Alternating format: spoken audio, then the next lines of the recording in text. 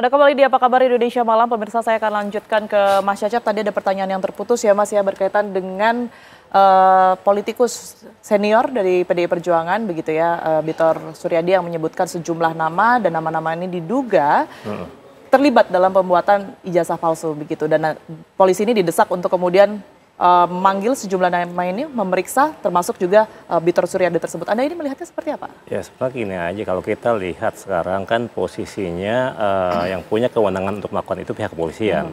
Jika memang pihak kepolisian merasa pernyataan Bitor bisa dipertanggungjawabkan, tentu akan melakukan tindakan tersebut tanpa disuruh oleh pihak luar. Itu sebenarnya yang pertama. Kemudian yang kedua, di sini lagi-lagi saya sampaikan ya, bagaimana kepolisian ini bisa mempertunjukkan pada publik bahwa mereka ini institusi yang memang netral, bekerja untuk menciptakan keadilan ya, hukum dan keadilan gitu. Disinilah ujian ya, sejak negara kita memilih jalan demokrasi ya, salah satu aspeknya kan law enforcement, penegakan hukum. Nah disinilah kepolisian ya, pimpinan kepolisian mesti berjalan di rel yang sama gitu. Bagaimana berusaha menciptakan kepastian hukum, bagaimana berusaha menciptakan law enforcement itu sebenarnya. Tapi Anda merasa ini perlu untuk didalami ya ke arah sana dengan adanya nama-nama tersebut? Ya kalau memang ya itu dibutuhkan ya untuk memperlihatkan kepada publik ya. Kalau memang terkait benar nih, kita kan nggak tahu juga ya. Karena itu yang paham semua serba dugaan begitu dugaan ya? Semuanya. Itu sih. Kemudian tadi juga sempat disebutkan ya di segmen sebelumnya bahwa dengan adanya kasus ini yang terus bergulir, ada sejumlah pihak yang diuntungkan, tidak hanya Pak Jokowi yang namanya terus dibahas oleh publik, tetapi juga pihak-pihak tertentu begitu. Tapi mungkin tidak sih kalau justru adanya kasus ini memang sengaja dalam tanda kutip dipelihara oleh kubu Pak Jokowi begitu untuk agar namanya terus tetap eksis hingga kepentingan politik selanjutnya, misalnya tahun 2029? Ya, saya kira ada beberapa penjelasan ya untuk menjelaskan. Pertama gini ya, memang Jokowi ini kan lahir dari sosok pemimpin yang populis. Bagaimana dirinya itu selalu terekspos oleh media.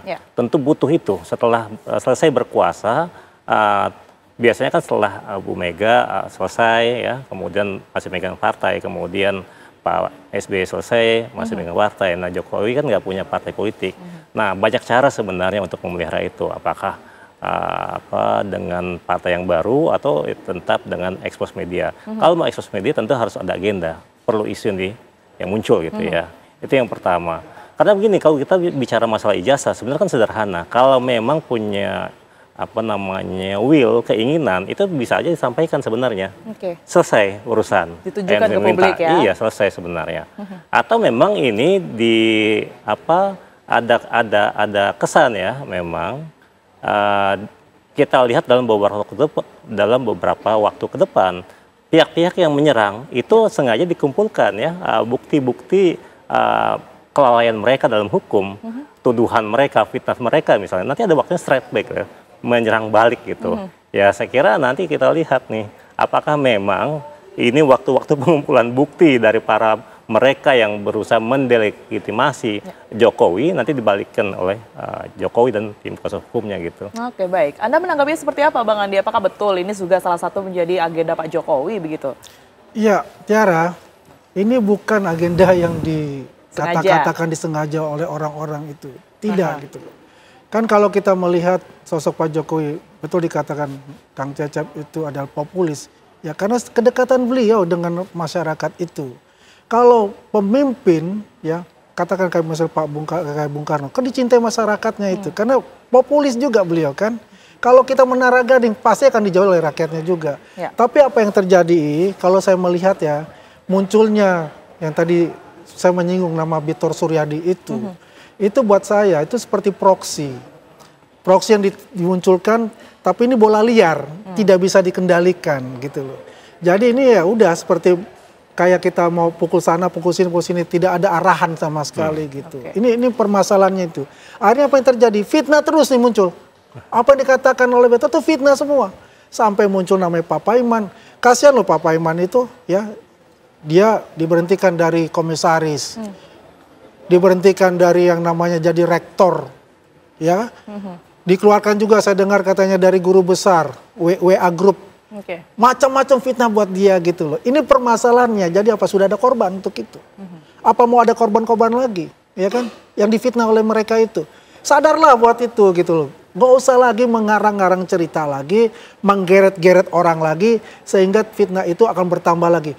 Tunggu saja pembuktiannya itu nanti adalah di pengadilan. Sedangkan Pak Presiden, ketujuh kita ini Pak Jokowi sudah mengatakan, kalau diminta oleh Presiden, oleh pengadilan, ya dipinjamkan maupun disita, dia akan serahkan.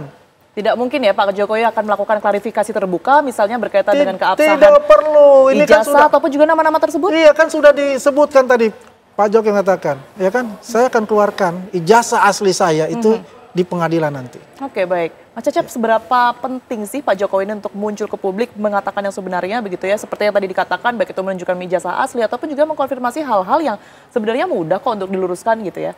Iya, jadi ya itu memang pilihan pribadi seorang Joko Widodo sebenarnya ya.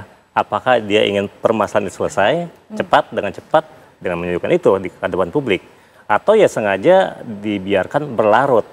Ya dengan kalau sengaja dibiarkan berlarut berarti ada alasan, ada alasan di balik itu. Yang pertama ya tadi bisa jadi agenda yang terpelihara. Ya. Yang kedua bisa jadi memang dia tahu ya ada pihak-pihak yang menyerang dirinya sekarang. Sekarang dikumpulkan dulu, nanti baru akan diserang balik kira-kira. Ya, tapi di sini yang tadi juga Pak Bang Andi sampaikan masalah fitnah ya. Di sini sebenarnya ya di era keterbukaan informasi seperti sekarang, tantangan juga sebenarnya buat para pemirsa, buat para netizen sebenarnya. Ya, di era post-truth seperti sekarang, di mana berita hoax, disinformasi, misinformasi muncul demikian masif. Jadi harus hati-hati sebenarnya masyarakat kita memperhatikan itu tantangan. Jadi semuanya ada challenge-nya sebenarnya. Oke, Mas Cecep, tadi menarik ya ketika Bang Andi menyebut bahwa Pak Jokowi nanti akan menunjukkan ijazahnya ini hanya di pengadilan begitu ya. Tapi apakah mungkin, Anda percaya ini akan sampai pada tahap pengadilan, akan sejauh itu juga Mas Cecep? Ya kalau memang nanti kan ada beberapa laporan yang masuk baik itu ke PMJ, Polda Metro Jaya ataupun ke Mabes Polri. Tinggal nanti yang masuk sampai ke tahap penyidikan, kalau sudah sana kan sudah dikumpulkan misalnya ada dugaan tersangka, tentu akan dilimpahkan ke pengadilan. Kalau sudah ke sana berarti kan pihak-pihak yang akan dipanggil oleh pengadilan tentu akan hadir. Ya, jadi kan kalau kita case-nya beda ya, Bareskrim itu kan adalah masalah ijazah. Gitu. Kalau PMJ kan, itu kan masalah pencemaran nama baik. Mungkin ya hasil dari Bareskrim itu jadi sebagai percontohan dari PMJ nantinya. Pendalamannya mungkin di situ. Yang penting adalah minggu depan kita lihat bagaimana. Apakah ada saksi terlapor, apa nama tersebut ya, datang kita lihat aja nanti. Oke, tapi berkaitan dengan kasus ini ujungnya kemana nanti akan tetap ya, sekalipun ini nanti sampai ke pengadilan, Pak Jokowi akan menunjukkan ijazah asli jelas tersebut. Itu, karena beliau itu kan ada seorang yang taat hukum untuk itu ya. Kalau diperintahkan oleh pengadilan pasti dia akan menyerahkan ijazah itu. Oke, baik.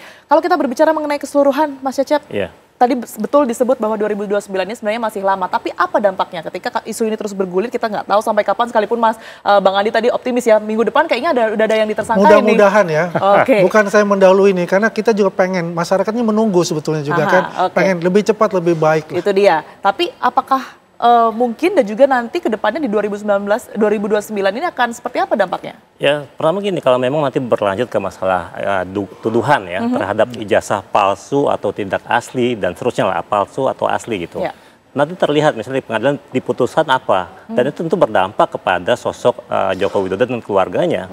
Ya, ketika dikatakan memang terbukti misalnya palsu, tentu akan mendelegitimasi Jokowi dan keluarganya yang saat ini ada di rumah kekuasaan. Tapi kalau sebaliknya, dan juga UGM itu.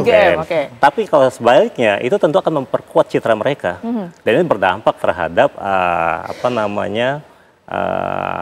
anggota keluarga yang saat ini ada di rumah kekuasaan, itu wakil presiden gitu.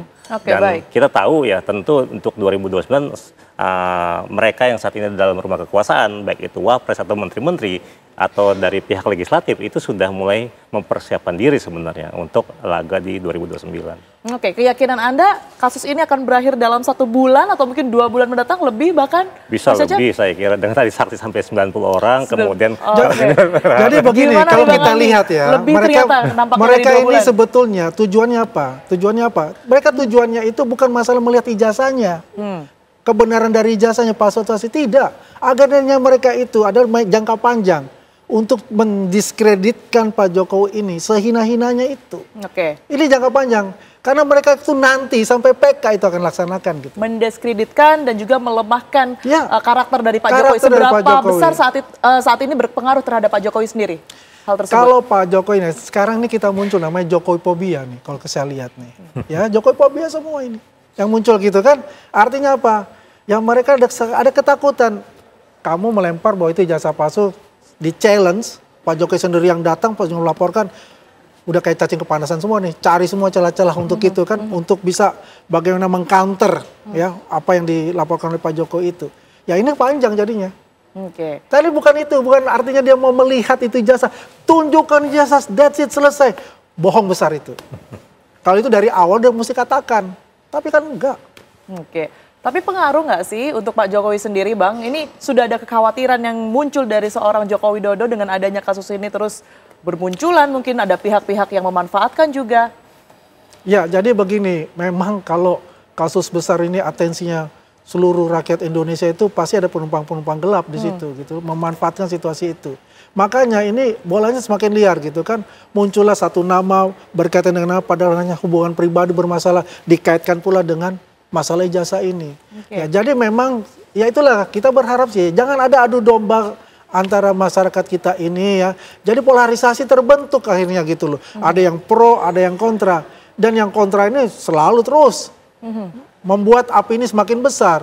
Padahal kita, apakah kita pernah melakukan press conference yang berturut-turut setiap melaksanakan kegiatan? Kan enggak. Ya kan? Kita selalu menahan diri untuk itu. Karena kita percaya kepada lembaga negara akan melaksanakan pekerjaannya secara profesional.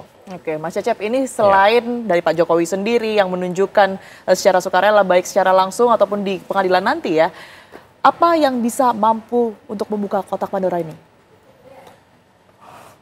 Ya kalau pertama ya tentu Jokowi sendiri, yang kedua nanti di pihak, pertama gini, ada dua persoalan di Indonesia sebenarnya, masalah struktural dan masalah kultural ya. Masalah struktural gimana maksudnya? Jadi lembaga-lembaga itu bisa sebenarnya. Nanti ya tentu karena sekarang proses hukum, tentu akhirnya ya di pengadilan. Ya. Karena kalau kita bicara masalah ijazah palsu atau tidak, sebenarnya kan UGM sudah statement. UGM ketika sudah statement, itu sebenarnya yang bisa jadi lembaga ya, yang bisa bisa memverifikasi. Oke. Selain kepada memang si penggunanya atau si lulusannya sebenarnya. Nah secara kultur gini, ketika sudah ada pihak yang memang berwenang untuk menyampaikan, memverifikasi sebuah dokumen asli atau sebaliknya, masalahnya mau nggak masyarakat kita mengaku itu, gitu kan? Kenapa nggak mau? Apakah memang ada distrust misalnya? Memang dua persoalan ini saya ngelihatnya sih ya, struktur dan kultur gitu. Dan memang ini hal yang terjadi dalam proses ya, konsolidasi demokrasi ya. Kita harapkan secepat mungkin ya tentunya untuk kemudian ini terungkap karena nampaknya masyarakat juga sudah lelah begitu ya dengan rangkaian kasus ini yang kemudian terus bergulir beberapa bulan terakhir, begitu juga dengan pihak-pihak yang di dalamnya terus terlibat. Terima kasih sebelumnya Mas Cecep dan juga Bang Andi sudah bergabung bersama kami dan juga memberikan perspektifnya di Apa Kabar Indonesia Malam. Sehat selalu Bapak-Bapak dan pemirsa. Apa Kabar Indonesia Malam masih akan kami lanjutkan saat lagi bersama dengan rekan saya Winnie Wellington ya.